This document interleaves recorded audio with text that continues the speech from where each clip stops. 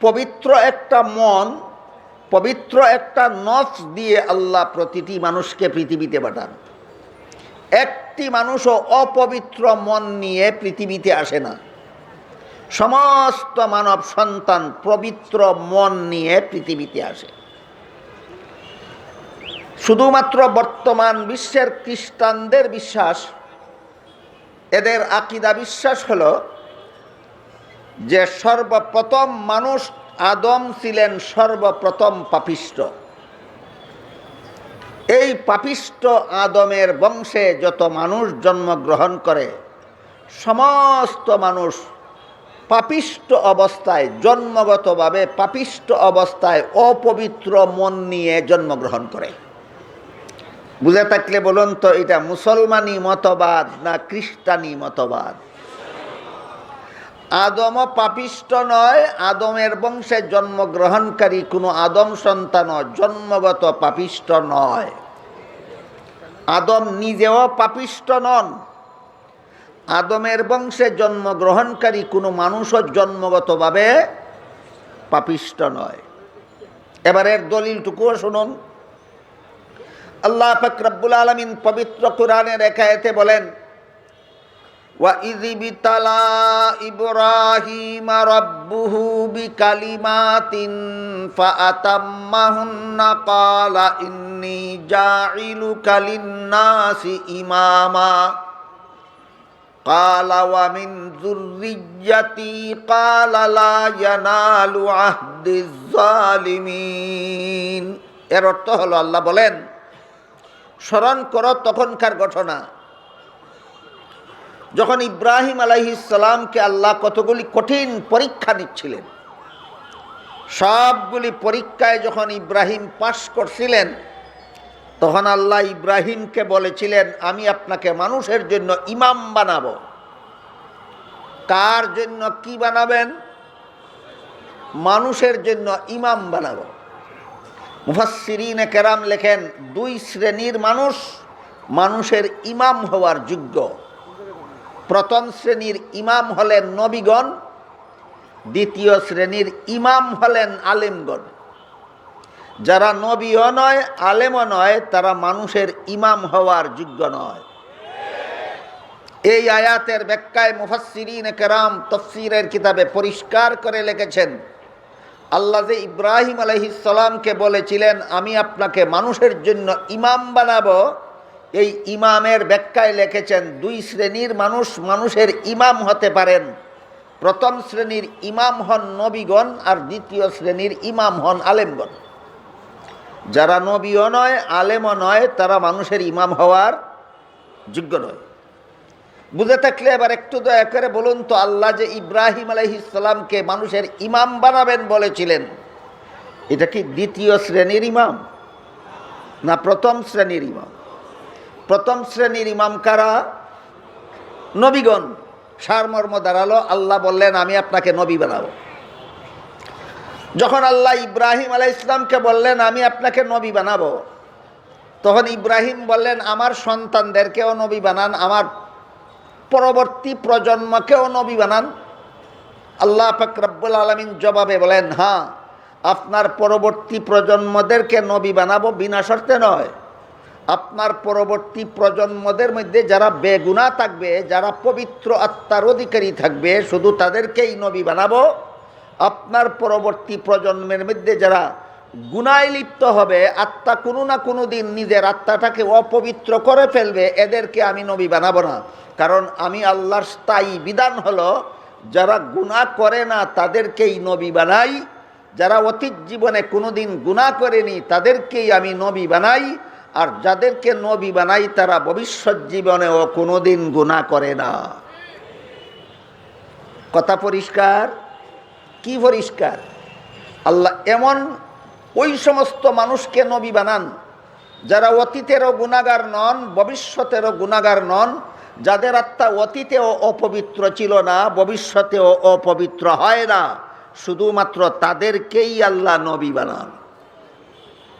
এই আয়াতের দ্বারা পরিষ্কার হয়ে গেল, হযরত আদম আলাইহিস সালাম থেকে নিয়ে মুহাম্মাদুর রাসূলুল্লাহ সাল্লাল্লাহু আলাইহি ওয়াসাল্লাম পর্যন্ত লক্ষাধিক নবী রসুলের সবাই ছিলেন পবিত্র আত্মার অধিকারী, যারা অতীত জীবনেও কোনোদিন গুনাহ করেননি, ভবিষ্যৎ জীবনেও কোনোদিন গুনাহে লিপ্ত হননি। আল্লাহ শুধুমাত্র তাদেরকেই নবী বানিয়েছেন। এখানে একটা আনুষঙ্গিক প্রশ্ন আছে, অত্যন্ত গুরুত্বপূর্ণ প্রশ্নের জবাবটা, সেটা হইল কোরআন এর বিভিন্ন আয়াতে এবং রাসূলের বিভিন্ন হাদিসে কোনো নবীর নামের সাথে গুনাহ শব্দটা ব্যবহৃত হতে দেখা যায়।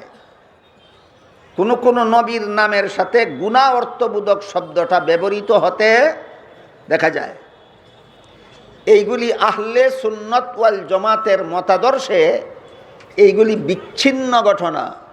যারা গুনাহ করে তাদেরকে আল্লাহ নবী বানান না, আর যাদেরকে নবী বানান তারা কোনোদিন গুনাহ করে না। এটা বিচ্ছিন্ন ঘটনা নয়, মূলনীতি। আমি কি মূলনীতি আর বিচ্ছিন্ন ঘটনার ব্যবধানটা আপনাদেরকে বোঝাতে পারলাম? মূলনীতি সবার জন্য সমান, মূলনীতি সবার জন্য সমান। বিচ্ছিন্ন ঘটনা কারো ব্যতিক্রম হতে পারে, বিচ্ছিন্ন ঘটনা কারো বেলায় ব্যতিক্রম হতে পারে। আহলে সুন্নাত ওয়াল জামাতের মতাদর্শ হলো, কোনো বিচ্ছিন্ন ঘটনা যদি মূলনীতির পরিপন্থী দেখা যায় তাহলে বিচ্ছিন্ন ঘটনাকে এমনভাবে ব্যাখ্যা করে নিতে হবে যেভাবে ব্যাখ্যা করে নিলে মূলনীতি ঠিক থাকে, যেভাবে ব্যাখ্যা করে নিলে মূলনীতি ঠিক থাকে। এই জন্য আহলে সুন্নাত ওয়াল জামাতের আদর্শ মতে কোরআনে অথবা হাদিসে যদি কোনো নবীর নামের সাথে গুনাহ শব্দ পাওয়া যায়, এটাকে এমনভাবে ব্যাখ্যা করে নিতে হবে যে ব্যাখ্যা মতো ওই মূলনীতি ঠিক থাকে। কি মূলনীতি? আর যারা গুনাহ করে তাদেরকে আমি নবী বানাই না, আর যাদেরকে নবী বানাই তারা কোনোদিন গুনাহ করে না। এই মূলনীতি ঠিক করে সেই আয়াতের গুনাহ শব্দের ব্যাখ্যা করতে হবে। এইটাই আহলে সুন্নাত ওয়াল জামাতের মতাদর্শ। সুতরাং আমাদের মুসলমান সমাজের মধ্যে যারা কোনো না কোনো নবীর কোনো না কোনো বিচ্ছিন্ন ঘটনাকে মন গড়া ব্যাখ্যা করে গুনাহগার সাব্যস্ত করতে চায়, এরা আল্লাহর নির্ধারিত মূলনীতি লঙ্ঘনকারী, আল্লাহর নির্ধারিত মূলনীতি লঙ্ঘনকারী। এরা সঠিক মুসলমান নয়, এরা হেদায়েতপ্রাপ্ত মুসলমান নয়, এরা গুমরাহ পথভ্রষ্ট মুসলমান। আমি বলতেছিলাম যে কথা, মুসলমানি আকিদা হলো, ইসলামী আকিদা বিশ্বাস হলো আল্লাহ প্রতিটি মানব সন্তানকে পবিত্র আত্মা দিয়ে পৃথিবীতে পাঠান। প্রত্যেকটা মানব সন্তান বেগুনাহ অবস্থায় জন্মগ্রহণ করে, এটা মুসলমানি আকিদা। পক্ষান্তরে বর্তমান বিশ্বের খ্রিস্টানদের আকিদা বিশ্বাস হলো প্রথম মানুষ আদম প্রথম পাপিষ্ঠ ছিলেন। প্রথম মানুষ আদম নিজেই ছিলেন প্রথম গুনাহগার। কাজেই এই গুনাহগার আদমের বংশে যত সন্তান, মানব সন্তান জন্মগ্রহণ করে, এরা সবাই জন্মগত গুনাহগার অবস্থায় জন্মগ্রহণ করে। এদের কি গুনাহ? তুমি গুনাহগার আদমের বংশে জন্ম হওয়াটাই তোমার গুনাহ। এটা হলো বর্তমান দুনিয়ার খ্রিস্টানদের আকিদা বিশ্বাস। আপনাদের ধর্মের কথা বাদ দিয়ে একটু নিজেদের বিবেকের দিকে লক্ষ্য করুন, নিজের বিবেককে জিজ্ঞাসা করুন তো, কোনো মানুষ কি নিজের ইচ্ছায় জন্মগ্রহণ করে না আল্লাহর হুকুমে? আদমকে যদি আমি একটু সময়ের জন্য পাপিষ্ঠ ধরে নেই, এই আদমের বংশে আমি ইচ্ছায় জন্মগ্রহণ করিনি, এই আদমের বংশে আমি আল্লাহর হুকুমে জন্মগ্রহণ করেছি। কাজেই আদমের বংশে জন্মগ্রহণ করার যদি গুনাহ হয়, সেই গুনাহ যে জন্মগ্রহণ করেছে তার নয়। সুতরাং খ্রিস্টানেরা প্রকারান্তরে এই মতবাদের মাধ্যমে আল্লাহকেই গুনাহগার সাব্যস্ত করে। আমাদের সমাজে এমন কিছু মুসলমানও পাওয়া যায় যারা খ্রিস্টানদের যুক্তি মেনে নিয়েছে এবং আদমকে গুনাহগার সাব্যস্ত করতে চায়। কাজেই এই প্রসঙ্গে আমি খ্রিস্টান কোন যুক্তিতে আদমকে গুনাহগার সাব্যস্ত করে এবং সেই যুক্তির ভ্রান্তি কোথায়, সেই কথাটাও আপনাদের সামনে তুলে ধরতে চাই। খ্রিস্টানেরা বলে আল্লাহ আদম আলাইহিস সালামকে জান্নাতে দিয়ে বলেছিলেন সব গাছের ফলমূল খাও, একটি গাছের ফল খেতে নিষেধ করেছিলেন। কিন্তু আদম শেষ পর্যন্ত ইবলিসের ধোঁকায় পড়ে আল্লাহর নিষিদ্ধ গাছের ফল খেয়েছিলেন।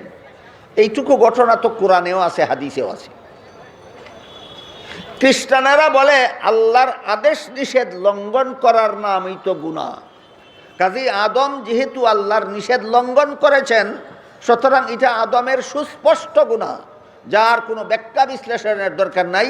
আদম নিষিদ্ধ গাছের ফল খাওয়ায় আল্লাহর নিষেধ লঙ্ঘন করেছেন, তাই আদম গুনাহগার। এই দলিল মুসলমানের না খ্রিস্টানের? খ্রিস্টানের। এবার মুসলমানের দলিলটাও শুনুন। মুসলমানের দলিল হলো, মানুষের কোনো কাজের দ্বারা সওয়াব হয় অথবা গুনাহ হয়, দুনিয়ার জীবনে, জান্নাতি জীবনে নয়। মানুষের কোনো কাজের দ্বারা সওয়াব হয় অথবা কোনো কাজের দ্বারা গুনাহ হয়, জান্নাতি জীবনে না দুনিয়ার জীবনে? আদম নিষিদ্ধ গাছের ফল খেয়েছিলেন দুনিয়ার জীবনে না জান্নাতি জীবনে? এই জীবনের কোনো কাজের সাথে সওয়াবেরও কোনো সম্পর্ক নাই, গুনার কোনো সম্পর্ক নাই। সুতরাং খ্রিস্টানদের দলিল বাতিল।